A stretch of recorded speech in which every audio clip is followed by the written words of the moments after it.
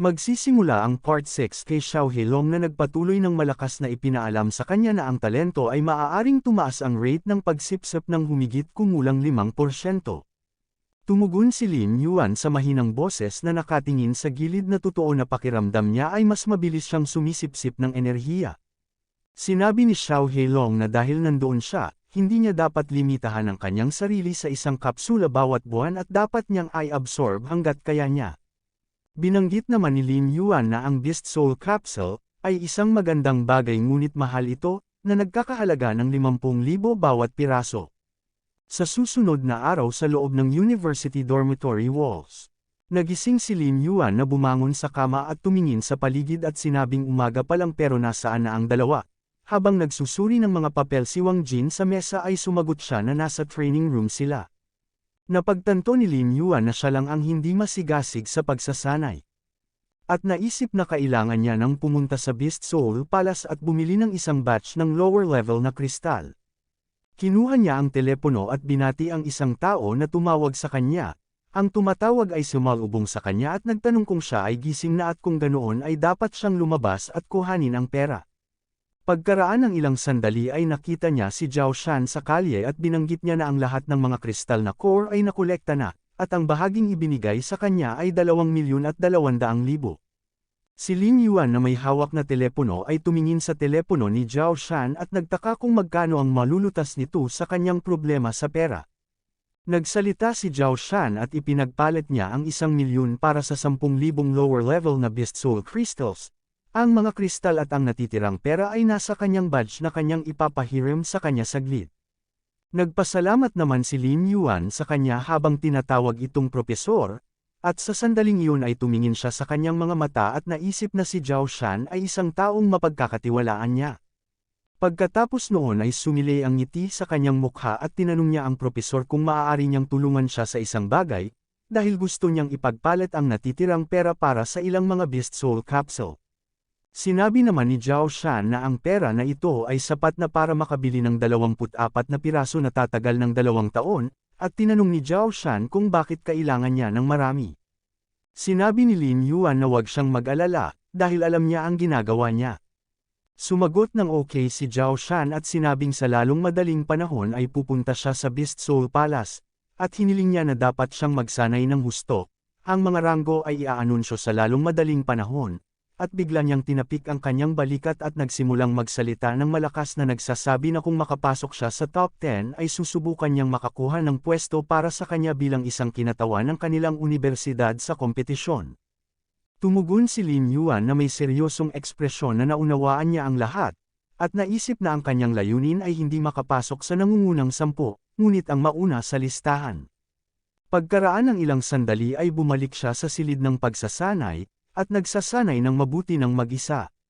Maliban sa presensya ni Xiao Heilong sa malapit na bumati sa kanya para sa matagumpay na pagsipsip ng nuclear radiation ay nakakuha ng 1,000 evolution point sa pagkakataong ito sa loob lamang ng 10 minuto. Si Lin Yuan ay patuloy na nakaupo sa katahimikan na nakapikit ngunit bigla siyang nagtanong kung dahil sa 5 reward capsule na kanyang na-absorb ay nangangahulugan na hindi lamang tumataas ang air energy engravings rate, ngunit gayon din ang crystal assimilation rate. Si Xiao Heilong ay tumugon ng may nagulat na ekspresyon na sa totoo lang ay hindi siya sigurado. Kapag nagpadala ang propesor ng isang batch ng mga kapsula ay malalaman niya ito. Hinawakan ni Lin Yuan ang purple na kristal sa kanyang mga kamay at sumigaw na may seryosong ekspresyon na oo, at patuloy nilang sisipsipin ang kristal upang madagdagan ang kanyang lakas. Lumipas ang mga araw na sumunod sa isa't isa, at makalipas ang ilang araw, pagkatapos pumasok si Lin Yuan sa dorm room na may hawak na shopping bag, habang nasa kwarto ang kanyang kasama sa silid, pumasok si Lin Yuan at nagtanong kung espesyal ba ang araw ngayon dahil nandito ang lahat. Sa sandaling iyon naisip niya na normal na ang tatlong ito ay maagang umaalis at late na bumabalik maliban kay Wang Jin na nangongolekta ng impormasyon buong araw. Sinabi naman sa kanya ni Wang Jin na ngayon ay ang pagpupulong ng freshman, at tinanong niya kung dahil ba sa sobrang abala siya sa pagsasanay ay nakalimutan niya ito. Bulalas ni Lin Yuan na may pagtataka na talagang nakalimutan niya. Ngumiti si Wang Jin at sumigaw na nagsasanay silang tatlo na parang mga halimaw at gusto talaga nilang makapasok sa top 10. Sumagot naman si Zhao Ming na siya ay isang 9-star general lamang kaya sa tingin niya ay makakapasok lang siya sa top 100, pero sigurado siya na si Song Lan ay kayang makapasok sa top 10. Nagsalita si Song Lan bilang tugon na napakamot sa likod ng ulo bagamat hawak niya ang Beast King rank. Ang kanyang kaluluwa ay auxiliary at hindi siya sanay sa labanan at maraming talentado sa universidad kaya hindi siya sigurado. Naisip naman ni Lin Yuan habang pinapanood niya ang pag-uusap na tila matindi ang kanyang pagkumpleto ng taon, at kailangan niyang magsanay ng gusto. Pagkatapos ng ilang oras ay pumasok ang mga lalaki sa malaking assembly hall. Lumingon sa kanya si Wang Jin at sinabi niyang narinig niya na magbibigay ng espesyal na talumpati si Direktor Wang Ting sa pulong ng freshman. At siya ay isang Beast Emperor rank at ang kanyang presensya ay magpapakita na ang mga estudyante ay mahalaga sa universidad. Gayunpaman, hindi niya alam na magkakaroon ng pambansang kompetisyon sa mga unang klase ng mga sikat na universidad ngayong taon, at ang direktor ay nagbibigay ng malaking kahalagahan sa pagpili ng mga mag-aaral na kakatawan sa universidad sa kompetisyon. Hinawakan naman ni Zhao Shan ang balikat ni Lin Yuan, at siya ay biglang lumingon sa kanya at nagtanong kay Profesor Zhao Shan kung bakit siya nandito. Sumagot siya na dapat ding dumalo ang mga guro sa pagpupulong ng mga freshman. Pagkatapos noon ay ibinalik niya ang kanyang atensyon sa mga batang lalaki na nakaupo sa tabi niya at tinanong kung sila ba ang kasama niya sa silid. Si Wang Ting ay lumingon sa kanya at sinabing matagal niya na itong hinahangaan. Itinuro ni Lin Yuan ang kanyang daliri sa kanya at sinabi na siya ang kanyang kasama sa silid, pagkatapos ay binanggit niya ang kanyang pangalan at sinabing dalubhasa siya sa pangangalap ng impormasyon. Nagtanong si Zhao Shan ng pangangalap ng impormasyon, pagkatapos ay tumawa siya at sinabing ito ay halos kapareho ng kanyang ama na si Wang Ting, ngumiti naman si Wang Jin at nagpasalamat sa kanya para sa papuri. Lumingon sa kanya si Lin Yuan na may nagulat na ekspresyon, at tinanong kung ano ang nangyayari, at kung kilala ba nila ang isa't isa. Sumagot si Zhao Shan na ang kanyang ama ay isang napakasikat na tao na malalaman niya sa lalong madaling panahon, at ngayon ay oras na upang umalis muna siya. Tinanong naman ni Zhao Ming si Wang Jin kung sino siya. Si Wang Jin sumagot na ito ay si Zhao Shan ang Great Furious Bear, isang 8-star Beast Lord, at isa sa mga promising na nalalapit na makaabot sa Beast Emperor rank. Sa sandaling iyon hiniling ng mga tao na tingnan ang entablado kung saan lumitaw ang direktor. Dumating ang direktor na si Wang Ting, sa sandaling iyon ay napatingin si Lin Yuan kay Wang Jin nang may pagtataka at nagtaka na ang kanyang pangalan ay Wang Ting, kaya si Wang Jin ay talagang hindi kapanipaniwala na kanyang anak. Umakyat si Wang Ting sa entablado at nagsalita ng may kumpiyansa sa kanyang mga mata, at binati niya ang mga guro at estudyante, at siya ang direktor ng Modo Beast City University na si Wang Ting. At sinabi niyang masaya siyang makita silang lahat dito, at ang freshman ng kanyang universidad ay isang malaking pag-asa, at sa lalong madaling panahon ang rango ay opisyal na ilalabas, at haharapin nila ang unang yugto ng laban, at kung mas mataas ang rango nila, mas madami ang mga gantimpala na kanilang matatanggap. Dagdag niya pa, laging nasa kanilang mga kamay ang kapalaran at talento, at nangangahulugan ng anumang bagay hanggat sila ay lumalaban kaya nilang baguhin ang kanilang kapalaran. Ang malakas ay dapat lumaban. Kahit na ang Beast University ng Modo ay may pinakamataas na rate ng may namamatay.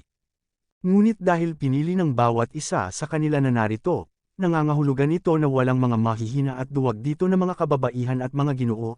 Nang marinig nila ito ay lahat ng mga estudyante ay nagsisigawan ng oo. Makalipas ang ilang sandali, ang rankang ay inilabas. Sa system window ay pinakita ang first place na si Wu Zuangu, isang Awakened Beast Soul Gold-Winged Centipede King. Second place si Sheng Kang, isang Awakened Beast Soul Snow Wolf Fang. Third place si Wang Liuhui, Awakened Beast Soul Red Flame Violent Tiger, at ang sa 10th place ay si Song Lan, na Awakened Beast Soul Colorful Glass Butterfly. Naisip naman ni Lin Yuan na ang impormasyon ni Wang Jin ay naging kapaki-pakinabang, dahil karamihan ay tama ang mga prediksyon. Habang iniisip iyon ay hinahanap niya kung pangilan siya sa rangkang, pagkatapos ng ilang sandali ay napagtanto niya na siya ay nasa ika-312 lamang.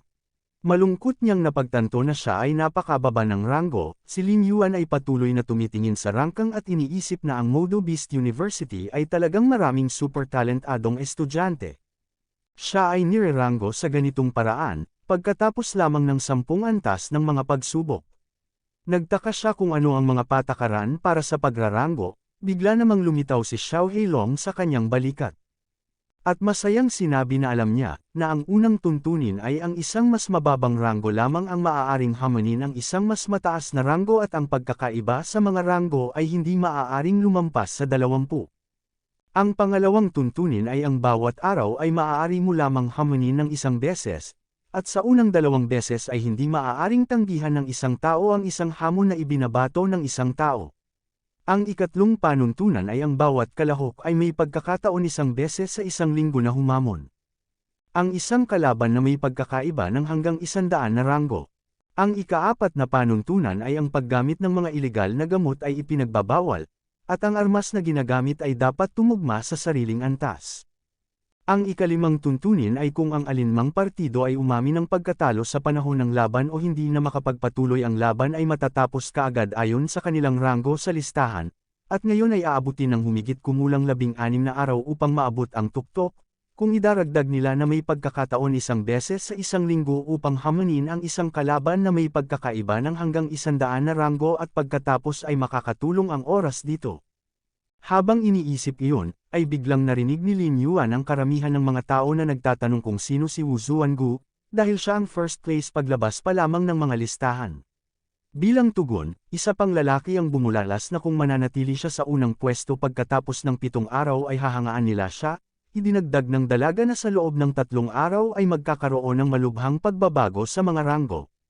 Narinig ito ni Lin Yuan at naisip na maraming tao ang maglalaban-laban para sa mas mataas na posisyon, at ang sitwasyon ay magiging tense at dahil dito kailangan niyang mag-focus ng husto sa pagsasanay. Sa sandaling ito nilapitan siya ng kanyang mga kasama sa silid at si Zhao Ming ay bumaling kay Wang Jin. Nakakaiba si Lin Yuan, kahit sa sandaling ito ay nakatutok siya sa pagsasanay.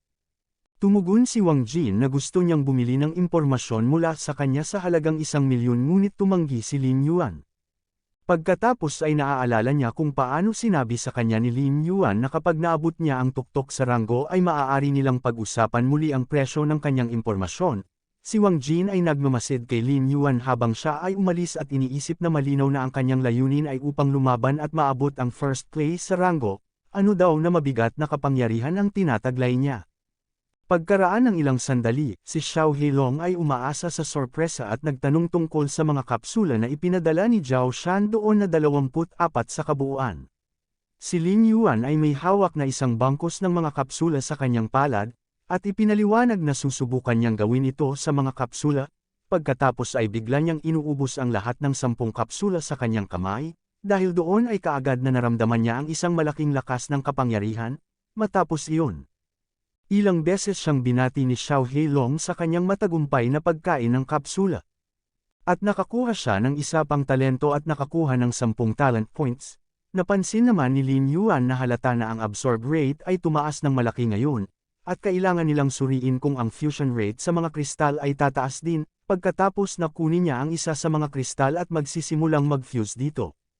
Pagkalipas ng 7 minuto, masayang binati ni Xiao Heilong si Lin Yuan sa matagumpay na pagsipsip ng nuclear radiation at nakatanggap siya ng 1,000 evolution point. Tumingin naman siya kay Xiao Heilong nang may ngiti at tumugon na ito ay 7 minuto na lang, na kung dati ay 10 minuto at ang kanyang mga pagpapalagay ay tama dahil ito ay bumilis na, bigla naman ang telepono ni Lin Yuan ay tumunog, at sinagot niya ang tawag at narinig niya ang boses sa larawan at inihayag na sa 10 minuto ay maglalaban si Wu Zuangu at Wang Lin sa ikatlong arena at kailangang niyang magmadali. Nagtanong naman si Lin Yuan nang may kagalakan kung ang first place at third place ay maglalaban, at sinabing darating siya. Pagkatapos ng ilang oras ay dumating siya sa ikatlong arena ng Modo Beast University. Sa sandaling makapasok siya, ay may tumawag sa kanya na lumapit.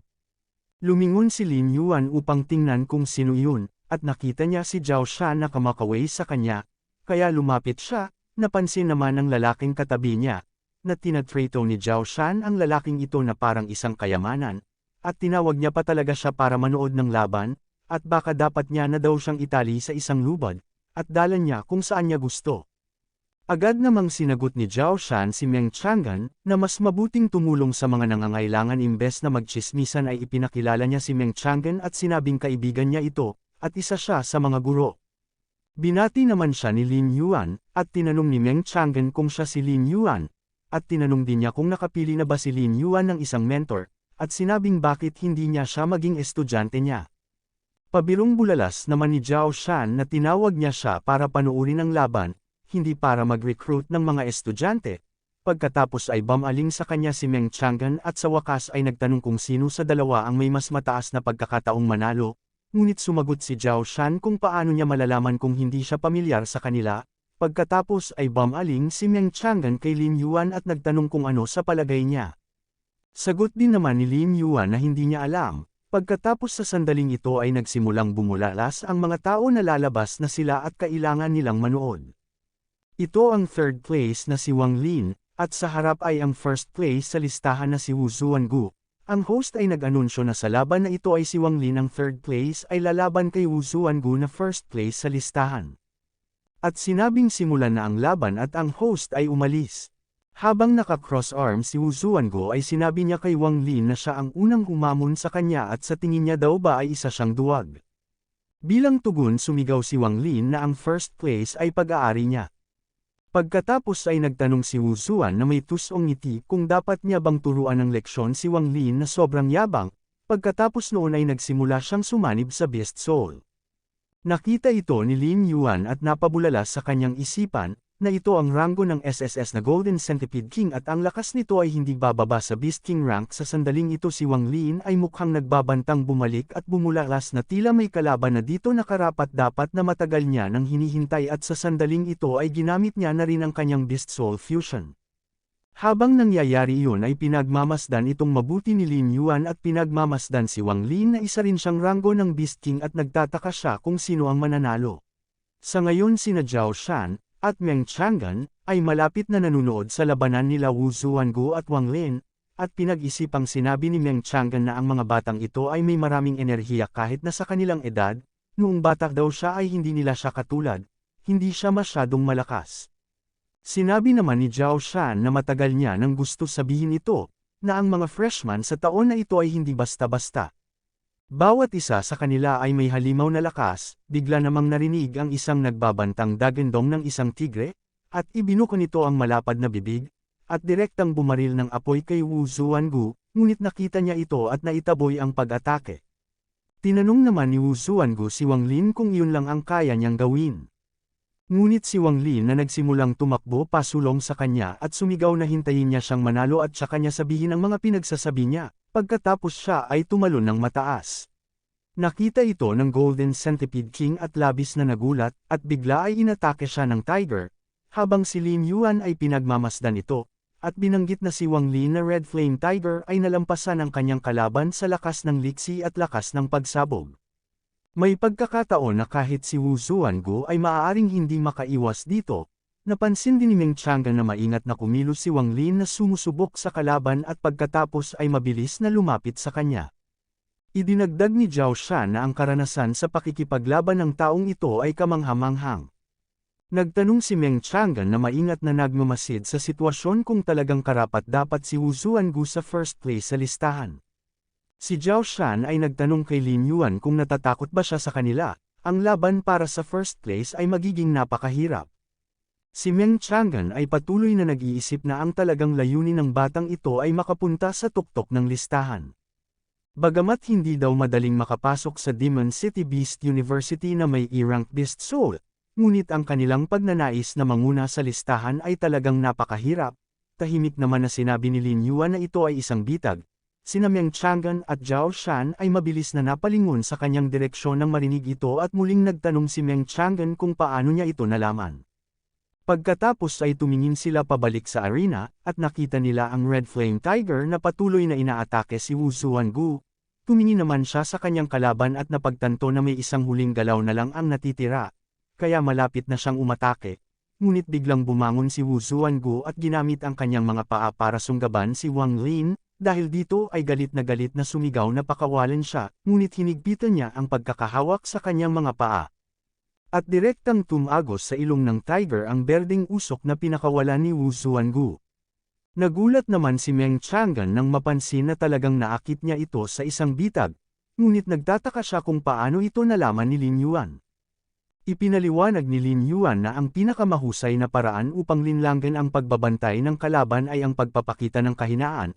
Si Wu Zuangu ay maaaring manatili sa tuktok ng mga ranggo. Kung karapat-dapat siya o hindi, ang kanyang mga talento sa pakikipaglaban ay nasa pamamagitan ng mga kaalaman na paraan na mas mababa kay Wang Lin.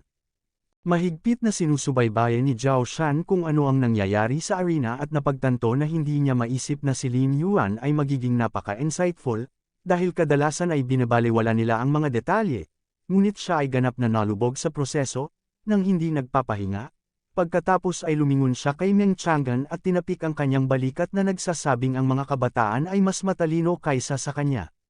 Bilang tugon dito ay lumingon si Meng Chang'an at hiniling sa kanya na piliin ng mabuti ang kanyang mga salita. Malamang na naghihintay lang si Zhao Shan ngunit napabulalas siya bilang tugon na kahit na wala siyang napansin ay mayroon siyang isang matulungin na estudyante. Nalilito naman si Meng Chang'an na hindi siya dapat minamaliit. Sa sandaling ito ang labanan ay nagpapatuloy sa pagsigaw ni Wang Lin para kay Wu Zuangu na huminto. Pagkatapos ay nagsimula siyang maglabas ng apoy mula sa kanyang dibdib. Dahil doon ay natulak si Wu Zuangu at umalis kaagad sa kanya. Pagkatapos ang tigre ay tumalon at sinubukang salakayin ang Golden Centipede King, at bigla ay tinatamaan niya ito ng isang malakas na pag-atake. Nagulat naman ang mga manunood at nagtataka sila kung matatalo na ba talaga si Wu Zuangu at nasabi nilang masyadong makapangyarihan si Wang Lin dahil ang lahat ay pabor sa kanya. At sinabi nilang matatalo ba ng SS rank ang isang SSS rank na may isang Golden Centipede King, kahit na mas mababa siya kay Wu Zuangu. Nagtanong naman si Meng Chang'an kung matatalo ba ni Wang Lin si Wu Zuangu. Bilang tugon dito, seryosong sinabi ni Lin Yuan na matatalo si Wang Lin kay Wu Zuangu. Nagulat naman si Meng Chang'an at tinanong kung paano niya ito nasabi, kahit na nasa ngayon ay si Wang Lin ang nagdodomina sa kanilang laban. Sagot ni Lin Yuan na syempre siya ay may bawat pagkakataon na manalo, ngunit si Lin Yuan ay tumugon ng may ngiti. Natiyak na napansin nila na malamang na sinusubukan lang ni Wu Zuangu si Wang Lin. Napangiti naman si Zhao Shan dahil sa talagang walang mate at tago sa ating bida. Ipinaliwanag ni Lin Yuan na mabangis ang mga pag-atake ni Wang Lin ngunit malapit nang magkabisa ang dalas. Ang Red Flame Tiger ay umungol ng husto at naghahanda sa pag-atake kay Wu Zuangu. Iginiit naman ni Wu Zuangu na sumuko na siya sa lalong madaling panahon, dahil wala na siyang ibang pagkakataon. At marahil daw ito ay hindi pa huli upang pumunta sa medical center at alisin ang lason, ngunit kung hindi siya pumunta ay hindi siya mananagot sa mga kahihinatnan. Ngunit bilang tugon ay sumigaw si Wang Lin ng malakas at dumagundong, at sinabing hindi iyon maaari, at bigla siya ay tumalon ng direkta patungo kay Wu Zuangu. Tiningnan nito ni Wu Zuangu at napabulalas na napakatanga ni Wang Lin. Pagkatapos ay hinampas niya ito ng kanyang buntot at itinulak siya pabalik. Dahil doon si Wang Lin ay nahulog ng husto sa lupa. Napagmasdan naman ito ni Lin Yuan at napansin na sa pagkahulog sa bitag ng Centipede King ay natalo na si Wang Lin. Bagamat kasalukuyang nasa first place si Wu Zuangu ay makakaharap niya ang mas mahihigpit na mga kalaban sa hinaharap. Narinig ang boses ng host na nag-aanunsyo na si Wu Zuangu ay ang nanalo. Narinig naman ito ni Zhao Shan at sinabing kung hindi nalasan si Wang Lin ang labanan ay maaaring maging mas kapanapanabik. Tumingin naman si Meng Chang'an kay Lin Yuan at sinabi na kung iisipin niya na tulad niya ang resulta ay tiyak na magbabago, at iniisip niya na ang lalaki ay malinaw na isang baguhan, ngunit ang kanyang paningin ay tulad ng isang makaranasang mangangaso na nakakatakot. Si Zhao Shan ay bumaling kay Lin Yuan at nagtanong kung alam niya kung bakit niya ito inanyayahan na manood ng laban. Sagot ni Lin Yuan na ipinapalagay niya na gusto ni Zhao Shan na humanga siya sa mga batang talentado. Mahigpit na bulalas ni Zhao Shan na tama iyon, dahil kailangan niyang malinaw na maunawaan ang kanyang sariling posisyon at ang mga lakas, at mapagtanto ang pangangailangan para sa pagpapaunlad ng sarili kung gusto niyang mapunta sa tuktok ng mga ranggo, at hindi siya mag-relax. Nagpasalamat naman si Lin Yuan kay Professor Zhao Shan at nakangiting sinabi na naiintindihan niya. Makalipas ang isang oras sa training room, tinanong ni Xiao Heilong si Lin Yuan kung ano ang naging impresyon niya sa laban. Sinagot ni Lin Yuan na may buntong hininga na tiyak na naabot ni Wu Zuangu ang 4-star level ng isang Beast King rank. At si Wang Lin kung hindi 4-star, ay hindi ito hihigit sa 3-star.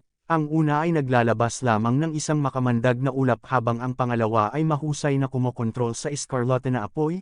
at isinasaalang-alang ang mga datos na ito ang kanilang tunay na lakas sa labanan, at mas mataas kaysa sa iba sa parehong antas.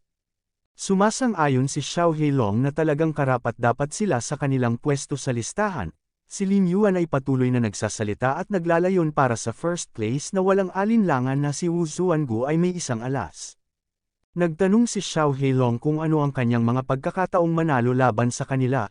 Sumagot naman si Lin Yuan upang isipin, marahil ay 3 hanggang 5 para sa kanya, 7 naman para kay Wang Lin, dahil siya ay may mahusay na intuition at bumuo ng mga kasanayan sa pakikipaglaban. Ngunit sa isang duel hanggang kamatayan ay wala siyang gaanong pagkakataon kay Wu Zuangu. Sinubukan ni Xiao Heilong na pasayahin siya na nagsasabing ang kanyang kaluluwa ay nasa itaas ng S-rank, at siya ay isang henyo. At sa sistema sa kanyang panig ay walang paraan upang matalo sa kanila, ngunit dapat bayaran ni Lin Yuan ang mga pagkukulang upang matiyak ang tagumpay. Tiniyak naman ni Lin Yuan at sinabing magsusumikap siya upang tumaas ang pagkakataon niya sa pambansang kompetisyon. At dapat daw na wala pang 1 buwan ay nasa listahan na siya. Idinagdag naman ni Long na mayroon pa siyang 1 milyong hindi nagamit na mga evolution points at sa tulong nito magagawa niyang tumaas sa antas ng isang 2-star Beast King. Pagkatapos ay kinuha ni Lin Yuan ang mababang kalidad na kristal at ibinulalas na kailangan niyang ipagpatuloy ang kanyang pagsasanay. Habang idinagdag ni Long nang may ngiti na mabuti naman. Makalipas ang 1 linggo ay nagpatuloy si Lin Yuan sa pagmumuni-muni at unti-unting huminga, habang si Xiao Heilong ay tumitingin sa window ng impormasyon at masaya siya sa window ng impormasyon na tinukoy na ang kanyang kaluluwa ng hayop ay isang itim na butiki, estado at yugto ng paglago ng talent rating ay katumbas ng sa rank na isang natatanging Beast King. Ang taas ay 20 metro at 7 sentimetro, ang timbang ay 7,840 kilo. At paraan ng pag-atake ay pagkagat at pag-atake gamit ang kuko. Ang kakayahan ay A-rank Attack Daylight, at isang S-rank Nuclear Breath, at ang Beast Artifact ay isang Scarlet Flame Claw na katulad ng Beast General rank. Ang Black Scale Armor ay katulad din ng Beast General rank, at ang kanyang natitirang bilang ng mga evolution point ay 3,250,000 million. Napatingin naman si Lin Yuan dito at gamaan ang pakiramdam na siya ay nakaipon ng mga evolution point mula nang maabot ang Beast King rank. Sa ngayon ay mayroon na siyang mahigit 3 milyong evolution points, kung hindi dahil sa pagpapalakas ng mga kapsula ay hindi magiging posible na makaipon ng marami. Tinanong naman ni Xiao Heilong kung paano niya ipapamahagi ang mga evolution points niya ngayon. Nagpakita si Lin Yuan ng 2 daliri at agad na tumugon na gagastos siya ng 200,000 puntos sa scale resistance. Isa pang 200,000 ang gagastusin para maging mas matalas ang kuko ng beast niya, at isa pang 200,000 para sa matatalas ng ngipin, at ang parehong halaga upang madagdagan ang kapangyarihan at kapasidad ng nuclear breath. Kalahating oras ang nakalipas ay binabati siya ni Xiao Heilong dahil sa matagumpay na pag-unlad sa isang 2-star Beast King rank. At mayroon pa siyang 1,750,000 evolution points na natitira. Sinuri ni Lin Yuan ang kanyang mga kamay at sinabi na sayang hindi niya naabot ang 3-star, ngunit hindi na rin masama. Pagkatapos ay tumayo siya sa labas ng silid at masayang sinabi na oras na upang subukan ang kanyang mga kakayahan. Sumang-ayon naman si Xiao Heilong, at sinabing totoo ngang hindi siya nagpapakita sa dorm ng 1 linggo at nakakatulog lang ng 2 o 3 oras. Sa tingin niya ay mailalarawan na ngayon si Lin Yuan sa isang halimaw. Ilang sandali pa dumating si Lin Yuan sa dorm at napatanong si Wang Jin na naguguluhan kung bakit siya bumalik. Nahihiya namang nagtanong si Lin Yuan na hindi ba isa itong dorm kaya bakit hindi siya babalik. Pagkatapos ay nag-impake si Wang Jin ng mga gamit sa isang bag, at sinabing nabaliw na si Lin Yuan sa pagsasanay, dahil matagal na ang nakalipas mula noong huli silang nagkita. Naguguluhan tinanong ni Lin Yuan kung nasaan sina Songlan at Zhao Ming. Habang patuloy siya na nag-iimpake ng kanyang mga gamit ay ipinaliwanag niya na malubhang nasugatan si Zhao Ming, habang si Songlan ay inayos ang isang pagpupulong sa umaatake kay Zhao Ming para ngayong gabi, ngunit pansamantala siya ay malamang na nagsasanay. Muling nagtanong si Lin Yuan kung ano ang sitwasyon at bakit kailangan niya iyon. Kinuha ni Wang Jin ang bag at ipinaliwanag na ang isang taong kasing bait ni Zhao Ming ay hindi kailanman makikipag-away sa isang tao. Napakaraming mga ngaso ang umaatake kaya kinailangan ni Songlan na ilantad ang kanyang sarili upang protektahan ang kanyang sarili. Nagtanong naman si Lin Yuan tungkol sa mga ngasong sinabi. Ipinaliwanag naman ni Wang Jin habang nakapikit na gumagamit sila ng malalakas na mag-aaral upang maabot ang tuktok at pagkatapos ay isuko ang kanilang mga pwesto sa mga mahihina, kaya nakakakuha sila ng kita at nagmamanipula sa ranggo. Laking gulat naman ni Lin Yuan at patuloy na humihingi ng higit pang mga detalye sa sinabi niya. Tuloy naman na ipinaliwanag ni Wang Jin na sa simula ang pinakamalakas na freshman ay lumalaban para sa isang pwesto sa listahan, at pagkatapos ay gumagawa sila ng inisyatiba na natalo sa pinakamahinang miyembro ng grupo upang ilipat ang ranggo sa kanila. Gayun din upang mapanatili ang mga marka ang mga kalahok ay dapat magbayad ng lingguhang bayad at ang mga gustong makakuha ng mas mataas na ranggo ay kinakailangang magbayad ng higit pa. Naguguluhan si Lin Yuan kung hindi sila dapat tanggalin sa listahan kung hindi nila naabot ang antas ng kasanayan.